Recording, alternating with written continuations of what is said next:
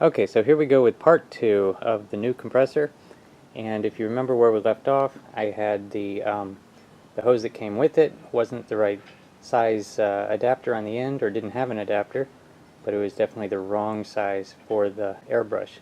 So I was able to turn it on, but I wasn't able to use the brush or regulate it at all because it was just wide open. So now what I have done is I have ordered the adapters from TCP because, let's see, where does it say it? Right there. TCP Global. And this is the set. I think that is the number for the set. And it comes with adapters for Aztec, Badger, and Paasche. And there they are. And it's just a matter of pulling them all out and see which one is the actual right adapter for this one. And that's what I'm going to do now, and we'll see what happens.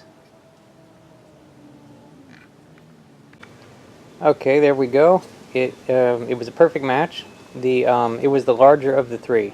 So as you see here, we got a small one, and that one up there would be a medium, and this was the largest of the three, fits on the Paasche. And it feels like it's real snug. So what we're going to do now is turn this thing on, see how long it takes to get up the pressure.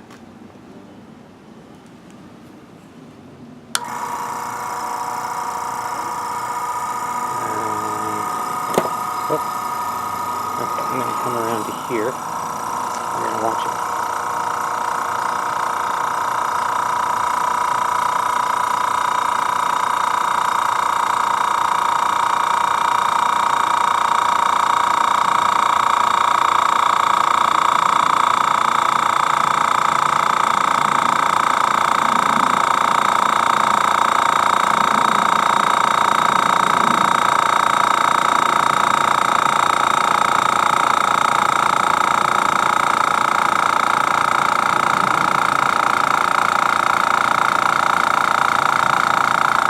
So that's too high, right?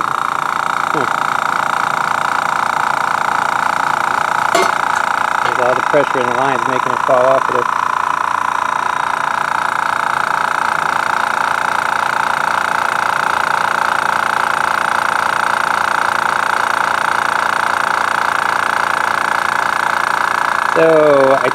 Wow. What on earth is it set on at the factory?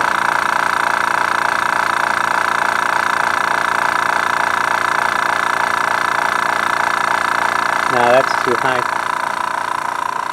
If I understand correctly, we're supposed to be airbrushing right around 30 or 35.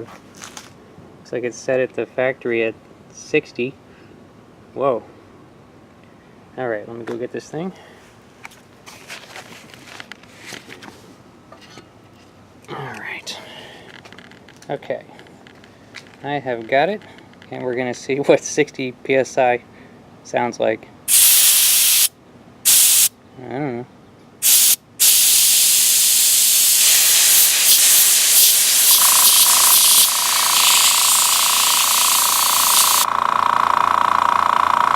Anyway, I think it's supposed to be set around 30, so can't do that one-handed. I'll be right back. Okay, so now we have it set at 35. We backed off that regulator, and let's see what that's like. Okay. See how long it...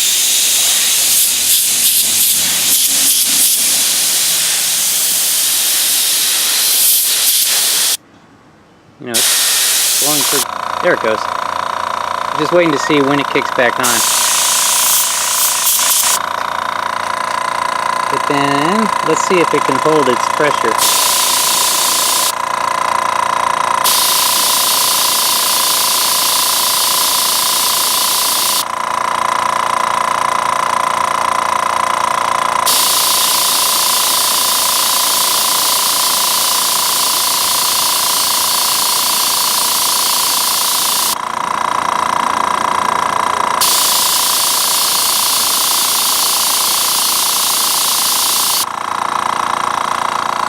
Yeah, it seems to be able to stay at 30.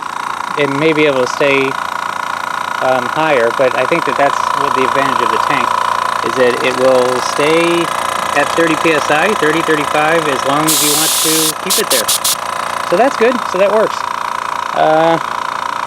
So now I've never airbrushed, so I think I want to put on the bottle and put some kind of paint in there and spray something. Let's try it. Okay, so here we go. I've got the airbrush all loaded up with paint. This is just craft acrylic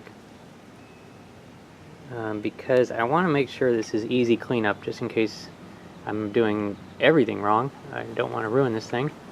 So what I'm going to do is I'm going to paint that WD-40 can down there just a little bit, just kind of practicing. This is my first time ever doing it. So if anybody is thinking I don't know what I'm doing, it's because I don't. I'm learning as I go. Anyway, let me pick it up and give this a try.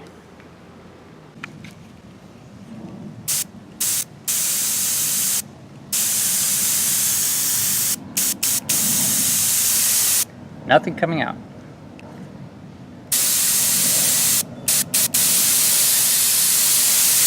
Must be doing something wrong.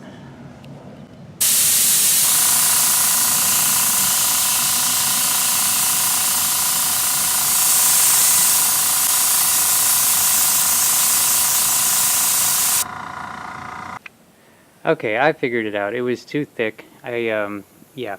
So as you can see now, it's nice and watery in there. I put like about 50% water in there. And I know that's supposed to be like washer fluid or something like that. I'll figure all that out some other time, but at least it is spraying now, so let's watch.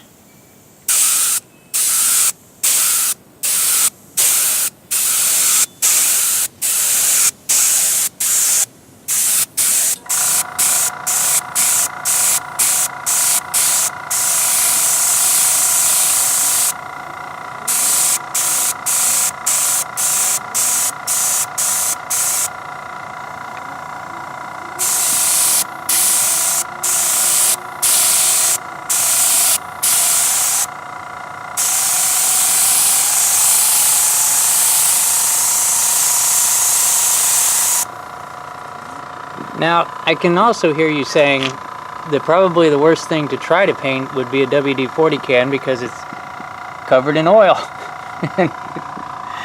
Yep, that's basically what's happening there. But it's just proof of concept, just proof that it works. This thing did kick on, and it's holding pretty good. So I'd have to say that this is a success. So now we got it working, and look out, I'm going to be airbrushing. So anyway, thanks for watching everybody, and we'll see you next time.